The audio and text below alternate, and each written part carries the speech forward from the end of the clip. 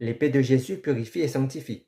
L'arme humaine a transpercé le cœur de Jésus pour donner la mort, alors que l'épée de Jésus transperce le cœur de l'homme pour donner la vie. L'épée de Jésus est à double tranchante. Elle coupe pour sanctifier, purifier et éveiller les consciences.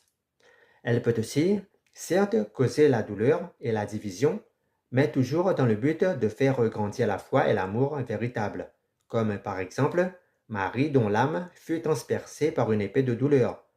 Nous aussi, nous pouvons souffrir en marchant avec Jésus, mais cette épreuve conduit à la vie éternelle. Cinquièmement, appelle à vivre avec courage. Nous, les disciples de Jésus, nous devons prendre conscience que l'appel de Jésus nous est adressé aujourd'hui pour porter cette épée spirituelle qui est la parole vivante de Dieu dans notre vie quotidienne. C'est aussi accueillir sa vérité, défendre la justice et affronter le mal avec foi.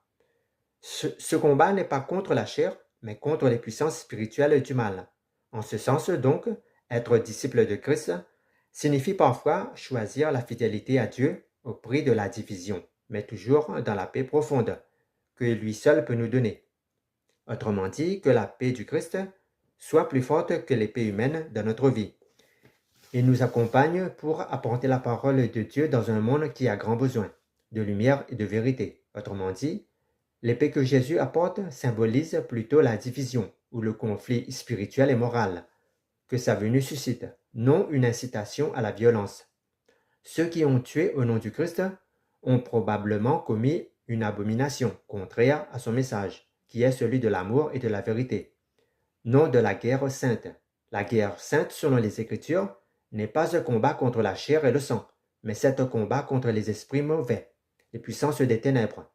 Ainsi, l'épée de Jésus est une image forte et spirituelle qui nous enseigne que son message peut créer des divisions au sein des communautés, car accueillir l'Évangile demande un choix radical qui peut séparer ceux qui le suivent de ceux qui le rejettent. Jésus même fut la première victime de cette épée symbolique, car son message a suscité des rejets et des persécutions. L'épée de Jésus n'est pas une arme destinée à être utilisée pour le monde physique.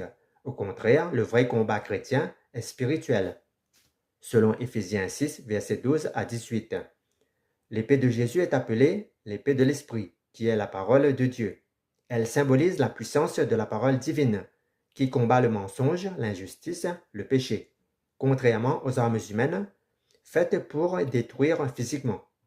Cette épée est une arme de lumière et de vérité. Jésus